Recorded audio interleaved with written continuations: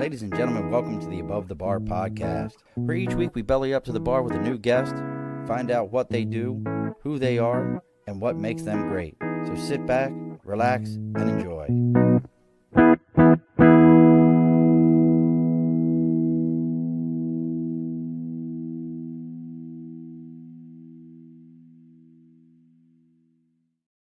Alrighty, folks, welcome back to the Above the Bar podcast. It's your host, Sean. We have bellied up to the bar today. It is, and I actually paid attention before the show started. I actually looked at the calendar. So there's the first of everything.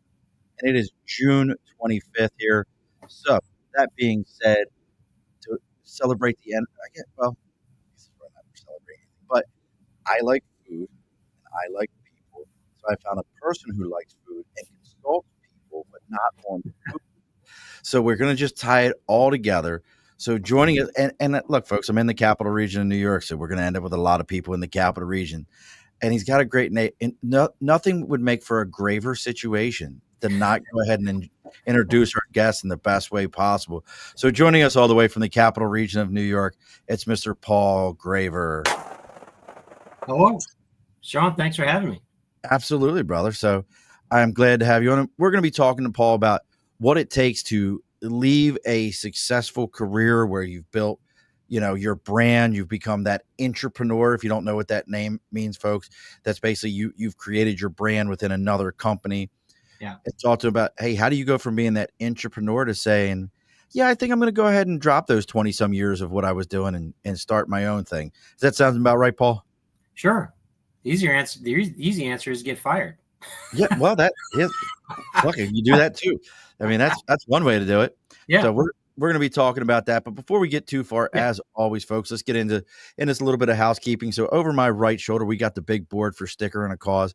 If you got something you support, something you believe in, something you want other people to know about that belongs to you, you can always reach out to me on Facebook, LinkedIn, YouTube, Twitter, Twitch, Instagram, TikTok. Our website is theabovethebarpodcast.com. Our email is theabovethebarpodcast@gmail.com. Let me know what you got going on. I'll give you an address where to send that sticker to. You fire me out the sticker. We'll read about you live here on the air. Let everybody know what you got going on. It's a little free advertising for you.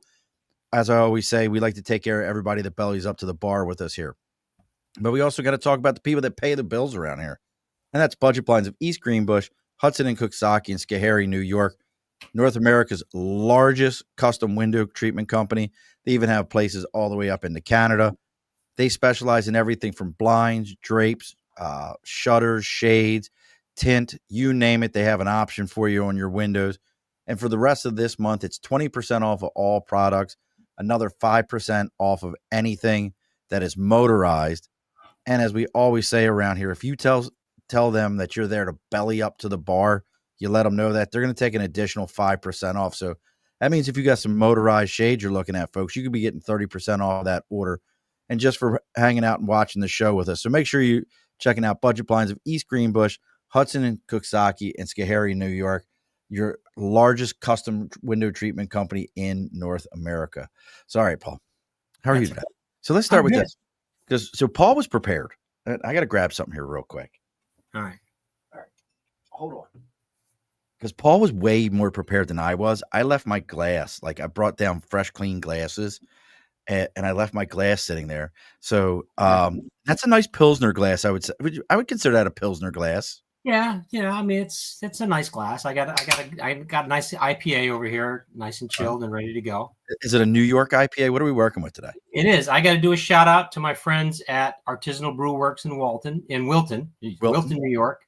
Saratoga Squeeze. It's a hazy IPA. My good friend Kurt over there, and so yeah, I got to support my local brewery. So that's what I'm doing. It's funny you said it's called Saratoga Squeeze. Yeah. This is the most upstate New York thing that you can do, especially in the capital region. Yeah. And Saratoga Squeeze, I love it. This is the most only in the capital region, and I've never seen this anywhere else. Can you just put the word Saratoga on it? And instantaneously people are like, well, this is definitely super high quality and it's way healthier than anything else on the planet. Oh yeah. I mean, have you ever had Saratoga peanut butter? It's beautiful. Look at that. Yeah. No, it's good stuff. That's good stuff. Absolutely. Like, I will tell you folks, Saratoga peanut butter is my favorite peanut butter, especially if you ever get their one called Monkey Boy. It literally just tastes like peanut butter and bananas. It's the wildest thing, but it's a big thing. I was having a meeting with some vendors the other day, and they were like, one of them was from Saratoga, and he was like, yeah, it's weird. Like Saratoga olive oil. There's no olive trees in Saratoga, but you can get Saratoga olive oil. Have you ever been to that store? That place I've never been. Yeah. I've heard nothing but great things. Like it's a great, like $15, get a gift for somebody who's visiting. Absolutely. Yeah. That's like their thing. So let me make sure I got this. So you're currently, and we're going to get into the whole consulting you have, and I'm going to jack it up. EXSETIS Consulting. That's yours. You built that, but for 20 years, you have 20 years of experience. And this is weird. For 20 years or more, you have 30 years of experience. So I got 30 plus years of experience in the paper industry, but 20 of that was specifically at Mohawk Paper down in Cohoes, New York. Gotcha. Yeah. So you worked for them. And for those who don't know, Mohawk's a pretty major player in the paper game. They have that offshoot next to them that does like the custom stuff, also like the greeting card kind of paper and all that. I don't remember the name. That was Crane Stationery. Yep. Right. Yep. Yes, that's it. When I was doing staffing, I can't tell you how many times I tried to get them as a staffing client. Both of them. Yeah. They were like, no bueno, not happening. Yeah. So I tried. But you were a vice president over there, focused on developing quality, customer technical service type stuff, quality protocols. Even worked with some satellite locations, subcontractor stuff, warehouses. I mean, you really were involved in that entire technical and quality piece throughout all of Mohawk, leading different teams, some international stuff. It was a long stretch. I mean, even one of the funniest named cities in New York, Tuxedo. I remember the first time ever seeing it. Yeah. Like, there's a that was where it all started. I mean, once I got out of grad school, I started with International Paper in Tuxedo Park, New York, or their research center. This is going to sound super odd when I say it this way, but you and my mother could sit down and have an amazing conversation. Oh, yeah? Because she worked for, and you might even know the company, who knows, a company called Acme Paper and Supply out of Baltimore. And they're the largest distributor of paper and supply products in the Mid-Atlantic. So all these places, like I grew up with like Solo and Understanding International and some of the other companies. I can't think of the names of them right now. I mean, the distribution side of that business is huge. I mean, you know, I mean, you got to give kudos to the office, Dunder Mifflin, that's a paper merchant. I mean, but I mean, the paper merchant side of the business, I mean, Mohawk sold most of its product through merchants. Well, that was always the thing. I mean, I know we're talking.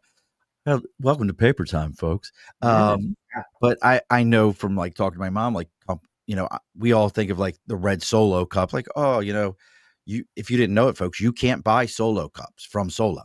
Solo won't sell those to you because all through distributors.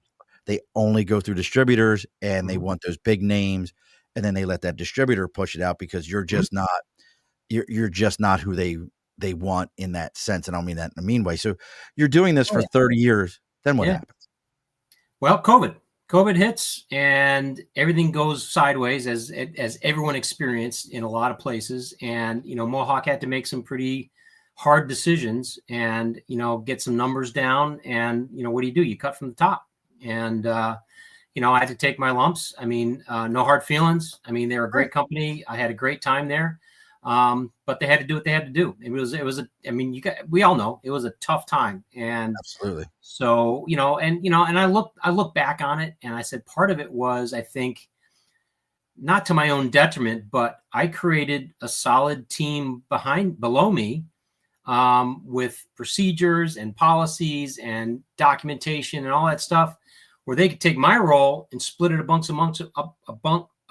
amongst different people and keep rocking and rolling. And so I sort of worked my way out of a job maybe, but, that's how it goes sometimes. And so, no hard feelings. It was fine, and so then, I joked. I said, at that point, I turned the dining room into the Paul Graver 2.0 command center. Let's figure it out. You did such a good job of leading, but you know what? You did exactly what we used to talk about in the Marine Corps. my job is not to oversee everything. My job is to make sure that everybody that works for me can do my job. Exactly. It can do my And job and want to come back tomorrow. And, that's it. they want to do their bit. And, you're a fool to think that, oh my God, this place could never survive without me. Oh, Yeah, it will. And, you do what you got to do. And so, again, no hard feelings. I had a great run there, learned a lot, made a lot of good relationships, people I'm tapping into today to work on the consulting side. I'm tapping into a lot of the people I met along the way. well, that was going to be my next thing. So from there, how long do you sit on your hands before we're now into the consulting business? Yeah. So, I had a little segue there into something different. Obviously it was COVID. It was a tough time to find work, but, a friend of a friend hooked me up with a job, and I went completely out of my comfort zone, working for a small company here in the capital region that did pre-screen background checks, like, Oh, wow. Pre-employment background investigations. And I kind of helped run that company for a few years. It was interesting. It was different. I learned a lot about a completely different business. It was a little weird being that it was so out of my wheelhouse initially, but you do what you got to do. And, you realize that skills you've built along the way are applicable in a lot of different places.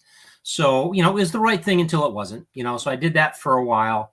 And then, I parted ways with that company last spring.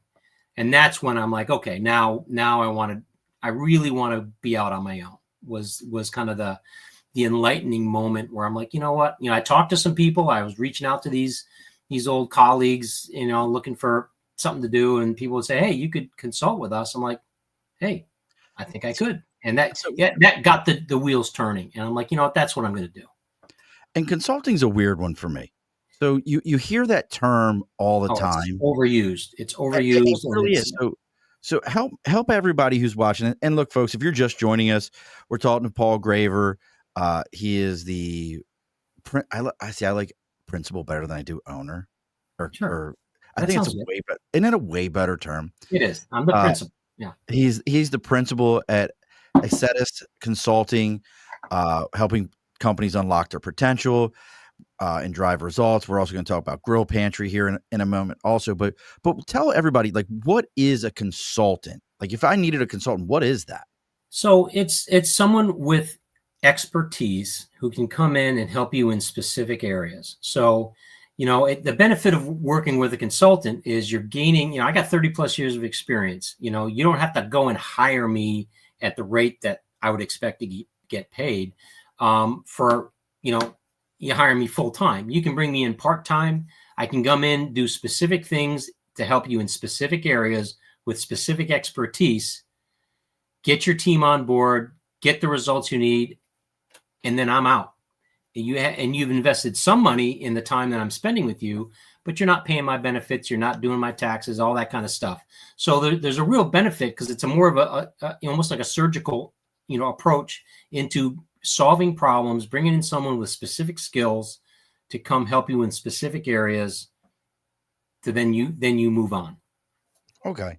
But when people see the term consulting, like, how should they approach that from, like, hey, he's with a consulting firm?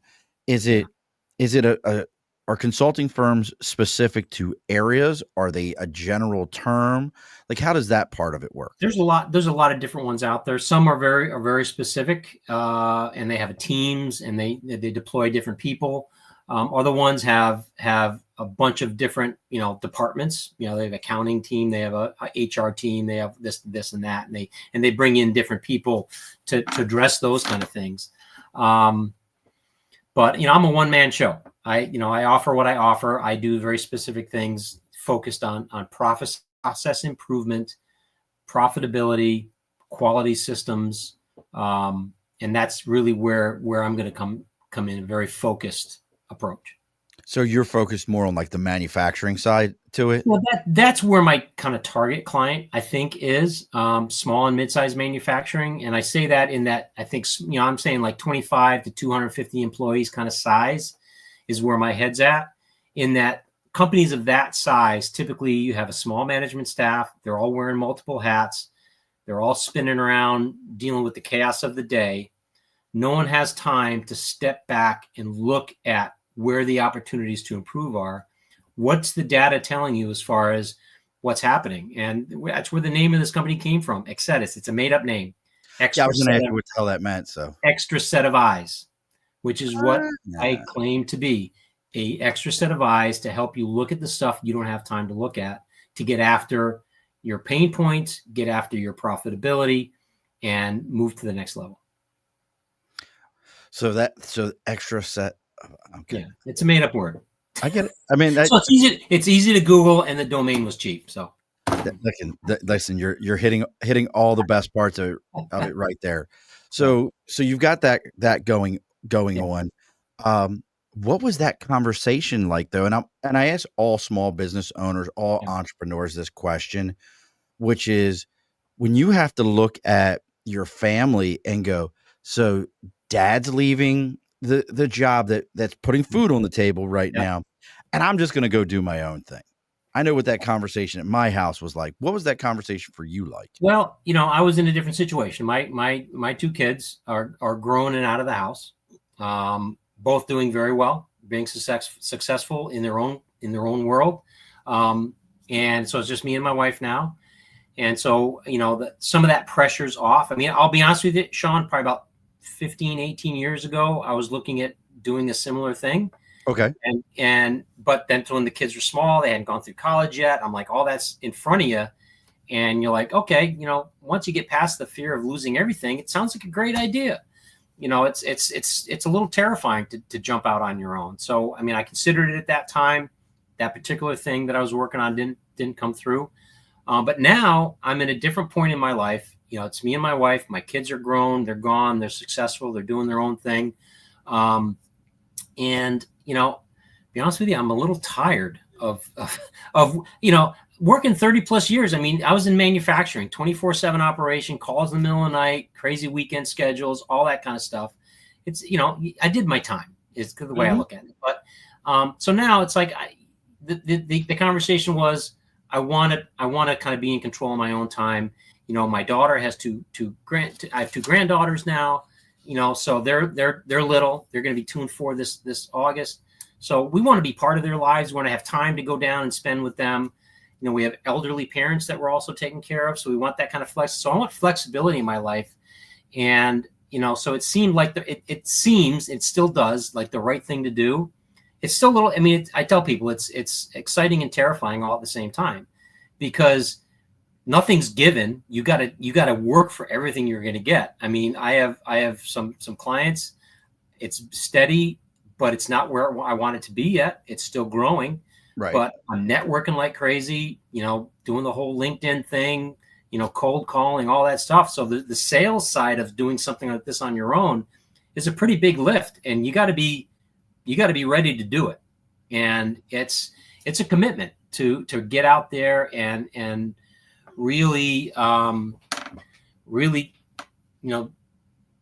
work it is. I mean, I understand exactly what you're saying. And for those of you that are watching us right now, if you have questions for Paul, you're curious, maybe you're thinking about starting your own business, trying to figure out what it takes to step out and make that move, whatever it is. Or maybe you have a business and you're like, hey, maybe do I need a consultant, or where do you make that decision? That's another great question, is when is I always feel like the right time, when you feel like the right time for a consultant for your company, you've already missed the boat. You missed it. So, I mean, like, that's my message. That's like right now. I mean, we're not going to go down the political rabbit hole here, right, but there's a lot of, anxiety out there right now, economic anxiety, social anxiety. There's a lot going on. Watch the news for 5 minutes. Okay. There's tons of stuff going on. People are nervous about what they're going to do next. I get that. But my message is, now's the perfect time to focus on the things that are in your control. Don't worry about there's tariffs, there's all this stuff, there's stuff going on out there. I get it. Stuff to worry about, stuff to focus on. But now is the time to focus on the things that are in your control. Look at your process. Look at your quality system. My big thing is process mapping. When's the last time you stepped back and looked at your process end to end and see where there are redundancies, where there are things that, that just became habits, good and bad, that could you can shave 5%, 10%, 15% in a lot of places in an operation just by looking at it, having that extra set of eyes to go in and look at what you're doing. But I understand, like I said, Somebody's not small and emotionally mid-sized invested. companies, sometimes you just don't have time. You're dealing with the chaos of the day. This client's calling, this shipment hasn't showed up, this machine broke down, there's something going on in the break room, blah, blah, blah. There's stuff to deal with, and you never have time to step back, look at what's going on, analyze it, find those redundancies. Because like it or not, especially if it's a company that's been around for a little while, the guy doing the job or the person doing the job right now is doing it because the person before him or her showed him how to do it. But how that all started, nobody remembers anymore. And is that the best way to do it? Probably not. It's habits that have grown over time. And just think about the stuff you do around your house. You get habits, you skip steps, you do stuff. That's human nature. But from a business perspective, you got to look at all those steps and understand that there's key things that you got to work on. So that's kind of the message is, for companies that are just kind of humming along, understand that there's always opportunity. And sometimes you got to take a little bit of an effort to go after them, because what's the cost of doing nothing? There are things that are bleeding out of your company has that issue on some scale, one, here or there. But what's the cost of doing nothing versus the cost of fixing those things? So you bring up a good point, and I always say, the name above the bar, because all my equipment's above the bar, and we keep the conversation above bar. But what you're talking about is something I understand fairly well. So one of my questions for you is, and for those that are watching, please give us a like, share, follow, all those kind of things. It makes a big difference for us. But one of my questions then becomes, your approach, is it a Six Sigma approach? What is your, because a lot of what I'm hearing is this is streamlining. This is looking, instead of going from A to B to C, how can we take B out and make it go A to C? Yeah. So, I am versed in Six Sigma. I was a Six Sigma green belt. I'm not a black belt, but I was a green belt, but I'm familiar with all those things. I was an ISO 9001 lead auditor. I got trained in all that stuff. So I'm familiar with all those things. And a lot of those programs, if you really get down to the bones of what they offer, it's all common sense stuff. It's common sense stuff, how to be organized, how to be diligent, how to be disciplined, how to document what you're doing. Six Sigma is big about statistics and using the math and the numbers to hone in to eliminate defects and that kind of stuff. So there's a lot of math and a lot of methods. And a lot of that stuff is great, but a small company sometimes doesn't have the bandwidth to take on, like, I'm going to be Six Sigma, or I'm going to get ISO certified. But you can certainly take advantage of pieces and parts of all those disciplines to organize what works for you. I mean, the other thing that I tell people is every company, and everybody knows this, every company has a personality. It is driven by the people that are there. It's driven by the ownership. It's driven by the history. And you have to work with what works. What works for this company. I mean, my message is I'm not going to come in and say, oh, you're doing it all wrong, you got to change everything. Yes, change is terrifying, and change isn't always better. You build on what works, what's worked for you, what's been successful for you, and build on that success. Learn how your company works best together and build on that. One I tell people I love doing like home repairs and stuff, and those kind of things. I'm that kind of a guy. But I watch a lot of these shows on TV, and one that I love to watch is called Maine Cabin Masters. It's a bunch of guys. Isn't that a great? It's a great show. So but I like the front half of the show when they strip it down and fix the structure of the building. Uncle Larry put this addition on back in 1957, but now it's sagging. Well, because he didn't do it right. You got. Can we call bullshit on that show for a sec? Can we call bullshit on one thing? Yes. In that show, when they're like, so this was Preacher Island. All the islands out here had a preacher on them, and then they go in and they're like, they bring all the excavator equipment in, and they're like, so we want to rebuild this whole cabin. We've got $35,000, and you can take trees off the property. And you're like, dude, I can't get my bathroom done for that price. And these guys are like, Sure, no problem. We'll tear the whole place Yeah, down. I've always questioned the economics of the show. Yeah, Um, that never yeah, makes sense when I watch that show because we watch it. We watch the reruns. I'm also a yeah, big fan of what is Homestead Rescue. You ever watch yes, that? yes, That's another episode. Left yeah, turn for a second, but go back to yeah. what you were saying. I No, apologize. but what I talk about is looking at the structure. What is the foundation like? Is it what's rotting?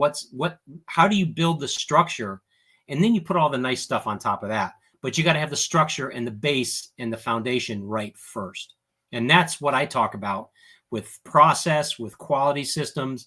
You got to get back to the basic structure and the foundation of what you're doing, what you're trying to do, and then you build back on that. And add the extra features, add the extra stuff, but you got to have a solid foundation because that's what's going to keep you going. That's what your teams are going to keep building on, but that's what's going to give you opportunity for growth. If you want to grow your company, you can't grow it on something that doesn't have a good structure. So that kind of goes back to a question, and my background being sales. So like I've thought about, if I ever left what I do currently, maybe I Yeah. do sales consulting because I love sales and I can talk Yeah. sales all day long. But one of the big things I always talk about is sales is fundamentals. Yeah. I can teach anything to anyone, but if your fundamentals are broken, I used to always use the example of gosh, now I don't even remember his name anymore. Came out the draft with Eli Manning and then but he went to San Diego when Eli wouldn't. I can't think of his name right now. Mm. It wasn't God, I can't think of the quarterback's name. So it's escaped me, but I used to always use it as an example. Yeah. And it was this guy's fundamentals sucked. He actually ended up going to jail. And now he's a motivational speaker, which is always wild to me. And then Eli went on to Super Bowls. Yeah. And so how do you get a company and I know you're showing them these things, but to get back to the fundamentals so that they can build those other things, because like you said, like a house, your frame is your frame. The rules are for a frame are always the same. Well, you got to go back to what's the mission of the company? What are you making? What you got to get back to the fundamentals of how the company, maybe even how the company started. What was the goal here? And who are your customers? What are your products? What are the systems you're using? And really kind of, my big thing is process mapping is huge. You step back and you really look at the process from the beginning of the operation all the way through to the end, and all the steps in between. I mean, I'm a big, a fan of. Let's not dive into all kind of software solutions. Let's put Post-it notes on the wall. Okay, let's sit back and put Post-it notes on the wall. What are you doing? Because then you can move them around. You can adjust things, right? And you can really focus on how that. In a perfect world, you put it this way: in a perfect world, how should this thing run? And then you put the real world on, and then you superimpose the real world on top of that, and figure out how you got to maneuver around some things, because nothing's the perfect world doesn't exist, but that's a good place to start. And I guess then you superimpose the real world on top of it, and then figure out how you're going to go after things. There may be some software solutions you need, whether it's a data collection system or an MRP system or whatever. There may be things you need to do, but fundamentally, what's your mission? What are your products or your services or whatever you're pushing out? Who's responsible for what? And then you go from there, and then you define all those things, and that's going to give you your basic structure. I think that definition is the huge piece. And the quarterback I couldn't remember was Ryan Leaf. There you go. Do you remember Ryan Leaf? I've heard the name. Yes. See, that's what I'm saying. Like, so you're trying to teach people to be Eli Manning and not Ryan Leaf. Yeah. It makes sense. So how so a lot of times when people are in this process, starting off a new business, you had contacts throughout different industries and manufacturing within the capital region. But what has been your process for business development, while at the same time, what have you found that hasn't worked that you thought, oh, this is how I'm going to do this? Well, first off, you have to own what you're doing. You have to say, okay, this is what I'm going to do. You have to define who you are and what you're offering, because you're not going to be everything to everybody. There's going to be business you're probably going to want to walk away from because it's not what you need to do. How hard So is you that? have, it's hard. It's hard, but you got to be, careful what you wish for, because, you can walk into something that all of a sudden now you're outside your comfort zone and you can get yourself into trouble. I'm not going to claim to be something I'm not. So I define what I am. I built my brand. I did work with a guy, got a nice website set up that really defines who I am and what I can do. And that's what I always come back to, that circle back to who you are, what you defined yourself as, and stick to that. And I'm learning network. You got to network all the time. You got to meet with people, even, and the frustrating thing is, like, I'm meeting with a banker. Banker's not going to, he doesn't need any process help, but the banker maybe knows somebody who does. Right. So it's not who you know, it's who you know who knows somebody else. That's the name of the game, or it goes 3 or 4 times cycles, where you got to keep getting yourself out there, but stay true to who you are, keep putting yourself out there, and, kind of build it will come kind of mentality. But it's scary. I mean, it's scary in that, like, okay, here I am, a year into my consulting company, and I don't have like a boatload of clients. I have some, but it's not exactly where I wanted it to be.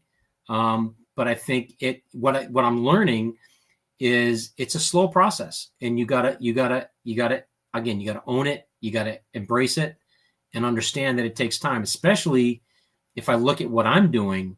Is I'm consulting. I'm saying I'm going to help you make your process better. Well, if you want to make your process better, one, you got to admit that your process needs help, okay, which is a big thing to cross.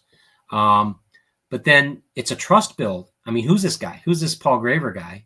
And that I'm going to share my dirty secrets with him on how my company's messed up in the background, and he's going to help me. Why am I going to tell this guy all this stuff? So there's a trust build that has to occur. And that comes with multiple conversations, and you get people to the point where they want to work. And so it's a long process. Yeah. And that's the part I wasn't ready for that initially. I get it now, and I'm fine with it. And, but you got to constantly feed the machine. You got to have, 20 variables out there, variable people that you're talking to, and maybe 2 of them will come to fruition. The rest will fade away. And the other thing that I'm learning is I'm number 27 on your list, where you're number 1 on my list. And, it's a little humbling, but it's good. It's okay. Little humility gives you a lot of strength if you can take it. Especially, I mean, the roles that you've had over the last few years of your career, you were number 1 on everyone's list. You were end all be all conversations in a lot of situations. I was the go-to guy. Yeah. Now you're the guy who's going, hey. Yeah. Would you open my email, please? Yeah. I mean, we've had a few different people on here talking about marketing stuff. Have you? And one of them I thought was absolute genius. Guy walked. It was a sales thing. Guy walked into an office with a briefcase handcuffed to his wrist and said, I need to see Mr. Whoever. And they were like, why? He's like, listen, this is who I need to speak to. I can't speak to anyone else. And finally the guy came out and he's like, how can I help you? I have something. Open the briefcase up and handed him a brochure and then left. How genius. Like you're never going to forget that person. Yeah. Brilliant. Yeah. No, I mean, And it was just to get the conversation started.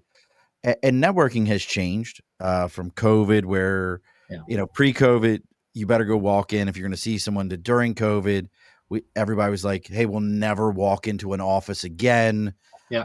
To post-COVID, I think we're back to, look, man, don't send me an email. Don't expect me to be on your Zoom. I've got work to do. Yeah. What are some of the things that you've tried that you're like, this kind of works for me, or you're thinking it might be working? Well, I've got much more involved on LinkedIn, which I'm a self-proclaimed social media caveman. I never really got into any of that stuff, But I'm living on LinkedIn, looking at it every day, putting stuff out there, searching, reaching for people. I have a couple other databases I dig into to try and just find people, potential prospects that I'll reach out to them on LinkedIn. Yeah, get some traction. There's some people just don't look at LinkedIn, and so it's like you can't just depend on that.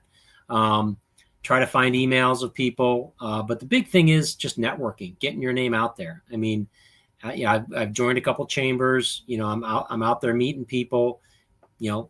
Because 6 months from now, someone's like, I met a guy, this guy Paul Graver. I think he could probably help you out.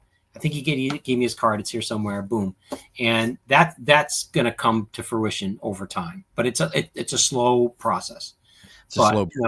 Just meeting people, getting my message out there, telling them what I do, why I do what I do, and just keep working it. And look, folks, for those of you that are just joining us and you're watching, again, we're talking with Paul Graver. He is the principal at EXSETIS Consulting, helping companies unlock their potential and drive results. He's also, and we're going to get into at the second half, we're going to get into what Grill Pantry is. Yeah, we got to get into it. Yeah. Him and I are going to have to figure out a time because I make a pretty amazing 3-2-1 ribs. Okay. Like enough that my grandchildren and my son, when he had his 8th birthday, that's all he wanted from dad. Okay. All right. You may have to find a time where we get a little of the sauce. You can put me in all the directions in the capital region and I can find where we can get that. So we're going to talk about that here in a minute. We'll talk about barbecue soon enough. Yeah. I love barbecue. Dude, I actually own at this point, I realized that the other day I own 3 smokers, 2 flat tops. Everywhere I set up business, I have to have this with me. But so continuing on talking about the consulting piece to it, you talk about your family. I know for me with my business, my oldest son works for me. My wife assists me in my business. Is this something that they assist in, or it's more like you go ahead and you do it, Dad? They're super supportive. My wife, my 2 kids, my wife's helping me find leads. She's always digging, looking for stuff. And my son, my daughter's a mental health counselor. My son's an engineer. He's a little more in my wheelhouse as far as, so he'll talk me up if someone, if he thinks he can get me a lead, he'll do it. But they've just been super supportive of what I'm doing. They remember what it was like when I was gone all the time working, and like, Dad, you deserve to have a little time on your own. And so they've been super supportive of it. And, if I need anything, they're there for me. It's awesome. Yeah. I just thought about this. Have you ever thought about, and this is going to sound crazy, and once it sounds crazy, then I'll explain to you why. Have you ever thought about reaching out to staffing firms about consulting for manufacturing? Yeah. Because when I worked in staffing, that's all I worked with was manufacturing throughout the capital region. Yeah. That was where all my contacts came from.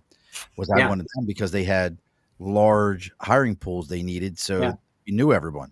Yeah, no, I'm working that list as well, because and granted their focus is to get someone to hire to go in there, but I've talked to some of them and said, hey, listen, offer me up as a fractional, someone to help.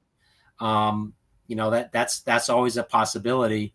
In that something if a company is having trouble finding what they need, but they need something in the meantime, I'm your guy. I did listen. I did that. I actually had a couple of times guys that were ISO and 6 Sigma guys. There, I can't think of what the other one is right now. Lean. And I had some guys that were like super high level black belts and all into it. And companies were like, look, I can't afford what they need to come in as a production manager for those kind of roles. But I would be like, hey, the guy's willing to come in and do 6 months with you as a direct hire, 6 months contract. And companies would be like, really? I'm like, yeah, consulting work. And we would do it all the time. Yeah. from a business model standpoint. I just thought about that. I forgot that I've done that I'll be multiple honest with times. you, Sean. I'm looking at every angle because I don't know. I don't know what I don't know as far Exactly. as where else I can help people. I mean, I have skills that I think and a skill set that I think can be beneficial in a lot of places. Some of which I don't even know what they are yet. And I met with the local municipality here. I met the mayor, and he was talking about his building permit process being antiquated. I'm like, oh, it's a process. I can help you with that. Yeah. So we had a great conversation. It didn't have the budget for it, but again, it's not manufacturing. It's something else. But again, it's a A to Process Z improvement. process. Process is process, whether you're making That's it. widgets or doing whatever. And I'd met with the guy, a few weeks ago, and he was, we were kind of spitballing a little bit. And he said, "What about like a law firm?" I'm like, Mm, "Sure." I don't ask me anything about the law, right. but as far as getting business in the door, how you're handling your business, because a lot of people get into they get excited about making a product or doing a business or whatever. That's their passion, but they don't know how to run a business. They Yes. know what they're passionate about. They know the product they want to make or whatever they want to do, but they don't understand how to run a business or run a process. And like I say, they're visionary and they're excited about what they're doing. And that's where you want to bring in someone like me to say, okay, you shine where you're going to shine, but let me help you put these ducks in a row so you can be successful, because there's all these things you need to think about if you want this business to succeed and then grow. You got to have these systems in these processes in place that you can depend on as you grow, as you bring people on, all that kind of stuff. People don't think about that necessarily up front. They're so focused on the thing they love, and the process has to be there. I got to get you over to meet. I can't think of her name right now. The lady over at the V that deals with small businesses for veterans. Because Oh, I can't tell you how many times I my son, 3 businesses he's tried. Every one of them has hit a tough spot. Not because they weren't great ideas. It's yeah. when you start getting into the processes, that's really what Yeah. stumps people, especially when you own a business or you've run a company, a large Mm-hmm. part of a company, and you start going, well, all right, man, well, who's your lawyer? Who's your bookkeeper? Who's your accountant? What's your Mm-hmm. process for new business? What's your process for following up? Can you, Humana. Yeah. oh, you really want to watch somebody's head spin? Ask them what their break even is. What's your break even? Huh? Uh-huh. Yeah. Yeah, My yeah. what? Yeah. For folks, if you don't know what a break even is, that means when you've paid everybody, how much do you have to make to pay everybody before you make a dollar? Yeah. And when people don't understand what their break even is, it is Yeah. just Well, just because shut it it's always down. started a business. I got to buy this. I got to get that. I got to do this. I got to do that. And all of a sudden, bang, you're underwater, and you don't have a process that's going to bring you back. Yeah. That's why businesses fail. That's why franchises do so much better. Mhm. The numbers are crazy. It's something like 80%. Correct me. You know why? Because they have a process to fall It's back it. on. That's It, it. there's a Exactly. process. It's like 5% of The process is already built for them. yep. They just have to live by it. It's something like 5% of franchises fail in the first 5 years compared to other small businesses. Yeah. It's something like 80%. It's like crazy the Yeah. number. It's well look, folks, as you know, we're getting close to that time, and I've enjoyed talking to Paul so much. I even forgot to look over here and pull up my commercial. So give me a second, because Okay. we all know this is the New Scotland Spirits last call. Discover the spirit of the Highlands right here in New York at New Scotland Spirits. We're more than just whiskey makers. We're storytellers, distillers of heritage, and champions of locally grown grain. Every bottle is handcrafted, bold, and unapologetically New York. Whether you're sipping, gifting, or stocking your bar, make it something memorable. Choose New Scotland Spirits. Visit newscotlandspirits.com and taste the tradition. New Scotland Spirits, distilled with pride, enjoyed with purpose. You like that? You like the voice too, didn't you? I know you That was like it. good. That was good. Yeah, that's pretty good. Now, as we've kind of hinted at it here a little bit, All right. Paul is not just a one trick pony. who has spent 30 years making the most amazing paper mache, paper airplanes, and what's the other A lot paper? of printing paper, a lot of flat, boring printing Oh, paper. okay, But never anyway, mind. None of it was really cool. None of it was oh, origami. some of it was cool. Here a couple little tidbits. So when I was at the height of when I was at Mohawk, one of the big things we did, we supplied paper for Shutterfly. You think of all those holiday cards Yeah. you get, that was all our paper, and that was paper I was up to here with specifications and stuff, everything else. And so we had some cool projects along the way. One of the coolest ones was for I think for 2 years is back a while ago. We made the stationery paper for the White House. Oh, that's cool. That was cool. I got a sample upstairs. Now I'm just curious because like things like that, was there like special like secret squirrel where they like, we need to look at the paper, we need to make sure that no improper ink has been used in this? There was very, very tight specifications, down to every, it had a watermark on it, had all kinds of special stuff on it. Yeah, it was very, very particular. Yeah, it was cool. It was cool to be involved in something like that. When I went to the Gunny's course in the Marine Corps, we had one of the crew chiefs for Air Force One, and it's weird. Their ranking in the Air Force is different. A master sergeant in the Marine Corps is an E8. A master sergeant in the Air Force is an E7. Okay. And this guy's like, he's a master sergeant. And we're like, it jacked us all up. But he went through the whole course with us. It was really cool to get to meet the guy. And when we graduated, we had the pilot and co-pilot for Air Force One come to our graduation, which Cool. it was a colonel and a lieutenant colonel. Sidebar. But the other thing you're doing, yes, which feeds into the chubby kid that lives inside of my soul, is this, and they're an important aspect of all of our lives, is Grill Pantry. So tell everybody a little bit what Grill Pantry is. So I have another business, and it's the Grill Pantry.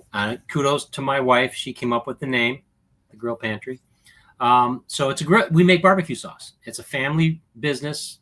My wife and I are the owners, but my kids have been involved. My daughter does a lot of the label design and helps me with social media posts. My son has helped me with production, does some sales as well. He's actually got it on the menu at a couple bars that he goes to near his house in Rhode Island. What's that? I said, oh, nice. I was just saying that's cool. So I got stuff right. Oh, you can't see. So I got bottles. I got bottles of our products. So we have 3 different products. We have Whiplash, we have Get Jacked, and we have, Hat Trick. I can't see the glare. Hat Trick and Get Jacked. Oop, there we go. There it is. And my daughter actually drew that little guy there. So I'm assuming the Get Jacked is the spiciest of the 3. Spicy ones. So they're kind of mild, medium, and hot. But it all started years ago when I went. We were invited to a friend's Super Bowl party, and I said, "Oh yeah, we'll bring chicken wings." So I mean, I'm grilling these wings, and I go to the fridge. I start pulling all kinds of stuff out of the fridge. I make some kind of sauce to put on the wings, So I make this stuff, and everybody loved it. They're like, "Oh my god, you had to give me the recipe." I'm like, "Yeah, I don't have a recipe. I just threw a bunch of stuff together until it tasted the way I wanted it to taste." And they're like, "Well, you got to make it again." I'm like, "Okay." So, I mean, year after year, you're going to bring your wings, right? Like, yeah, I'm going to bring my wings. You got to sell this stuff, blah, blah, blah. I'm like, "Oh, okay, whatever."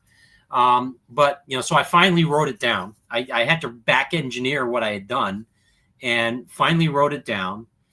But then, people would tell me, like, "Listen, this stuff it's so different. You got to sell it." I'm like, I don't even know what is that? How do you even go after something like that? But it ties in nicely with the whole process conversation. Is that how do you do something like that? So, this vision you have of a recipe of a barbecue sauce. You're throwing crap that's in your refrigerator together. How do you turn that into something that you're going to make and make money on? Talk about your break even, right? Yeah. So So this is now we go back on the timeline that we talked about before. I developed this along the way. There's a whole process you have to do to make a shelf-stable product that won't kill people when they use it. I mean, there's food state. I mean, seriously, botulism is a bad marketing. I'm just telling you. Yeah, it doesn't work for anyone. No, But I mean, to be able to legitimately sell a product that like this, you have to take a safety class. The recipe has to be approved by a division of New York State, Wow. and which is tied to the FDA. There's a whole process with the FDA to register the product, and you have to develop what they call a scheduled process, where you define what you're making, how you're making it, what the ingredients are, and what are the critical measurements. So like these have to have a critical pH and a critical temperature at the time of bottling to make sure it's safe and shelf stable. And those are the key things that you have to do. So there's a whole process you got to understand. I mean, you're not just making jam, you're not going to Walmart, buying a bunch of ball jars and making jam for the summer. You're making stuff that's going to be that's a shelf stable product that's going to be, safe. So there's a whole process. So, and there's a lot of time that was going to be required to do that. So I just never had the time when I was working at Mohawk. I mean, I never had the time to go after it. Then COVID hits, going back to that timeline, COVID hits, I'm out on my own. I'm like, you know what? I might as well get this thing going. So, while I was trying to figure out what else I was going to do, we got the Grill Pantry going. I did my 8-hour food safety class. I did all this other stuff. It's required that we make this in a commercial kitchen. So we had to scope out a commercial kitchen. We shout out to the Bat and Kill Kitchen in Salem, New York. It's a great spot. That's where we do all our batches. And you get all that lined up, and then you got to start figuring out how's this going. What's a bottle? What does a bottle cost? What does a label cost? What does a cap cost? All that stuff. And I ended up reverse engineering the entire recipe rather than go, because ketchup was part of the recipe, but rather than go buy ketchup, I backwards engineered ketchup. So you got tomato paste, vinegar, sugar, whatever, and so you back it up. You got to back this thing all the way up to the basic ingredients, so you can actually make money. Because if you buy products that are already produced by somebody else, you're going to pay more for it. But so you're going to pay their overhead. Yeah, exactly. So you want to break it back down to the basic ingredients. So that's what we did. Is we went, we figured out. Started out with Whiplash, and I kind of got cute with the name of that. It's WIPLASH. There's no H in there. It's Win, Place, Show. So I try to tie into the Saratoga thing. See, look, I told you up here, you put Saratoga on anything. So Whiplash, Pick Six vodka sitting under my table. There you go. So Whiplash was the first thing that came out, and we launched with that back in November of 22. My son actually set up a launch party at one of the bars in Rhode Island. We did that. That was a lot of fun.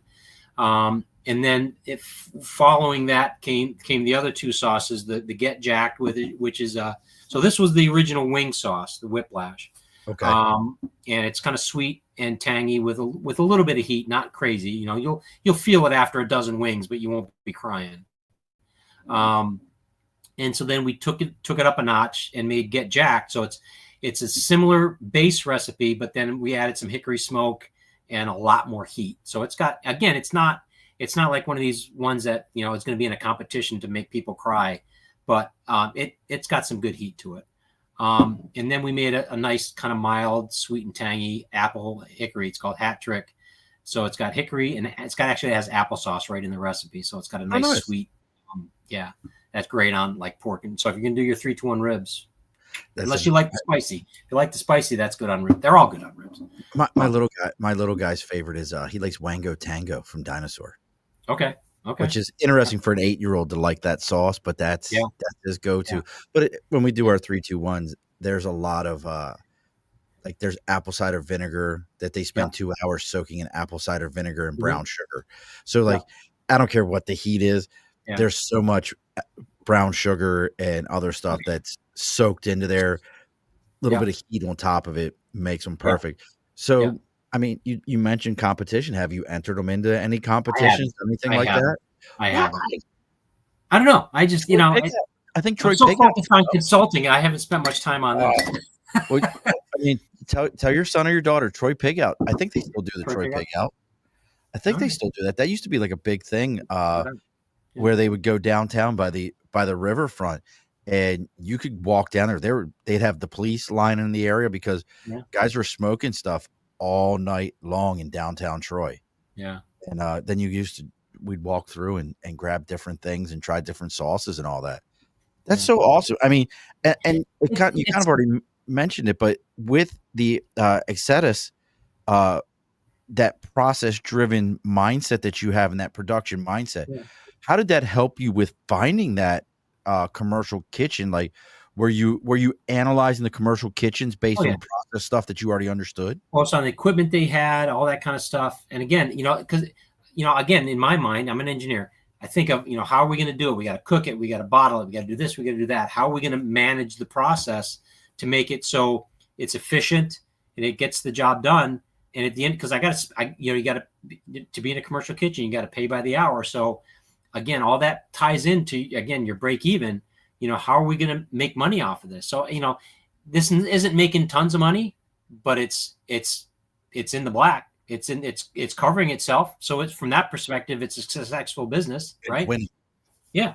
And the other thing that it's for me, the reason I really enjoy doing it, well, for a lot of reasons, but from what I'm trying to do as a consultant, it's great to talk about, because everyone loves to talk about barbecue. Who doesn't Oh, like absolutely. barbecue, right? But I can connect what I do with the barbecue sauce to what I'm doing with EXSETIS, with process, with analyzing things, with you can break it down. You can use this as a great example, right, of the things that matter in a process. And for lack of a better way to put it, it gives me some legitimacy in the entrepreneurial space, right? Absolutely. So it's a great icebreaker to say, oh, by the way, I also make barbecue sauce. Let's talk about that. And then you get into that, and then you can get back to the other stuff. Everyone wants to But hear about yeah, that. but it's fun. The family's involved. It's we got some people that we got fans who love it and order it all the time. And we're in a bunch of local stores. I have an online store Well, what's the online store? called thegrillpantry.com. So simple enough, and they Yeah. can order it direct, get it shipped right Yeah. to their home.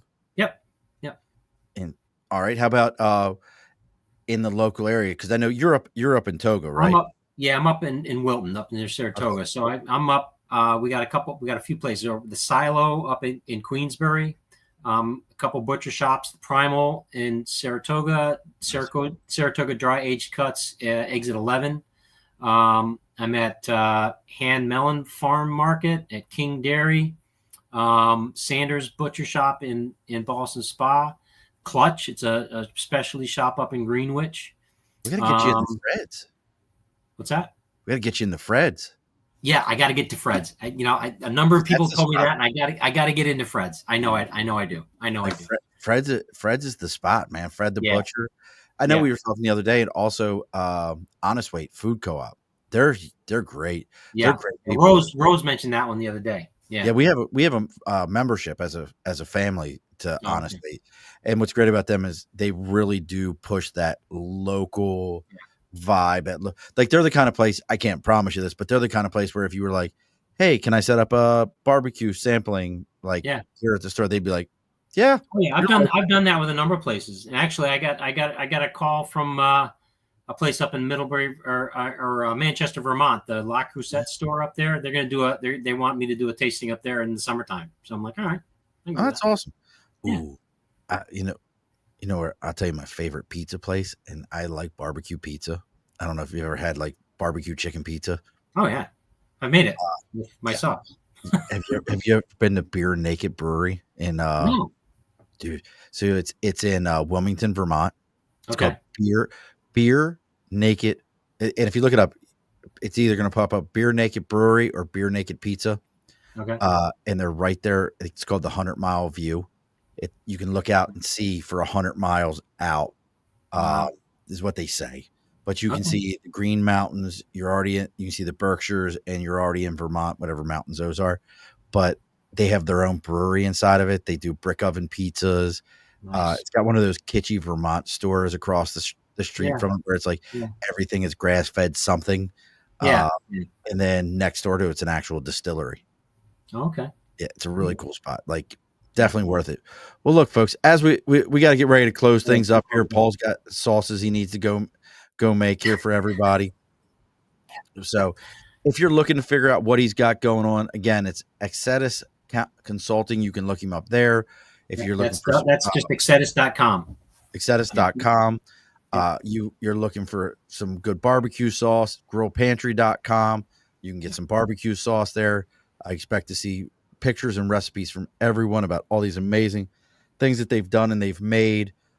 If you're finding me through Paul or Paul through me, as we always say, make sure you're giving this a like, share, following us on YouTube, Twitter, Twitch, all those different social media sites. It really makes a difference.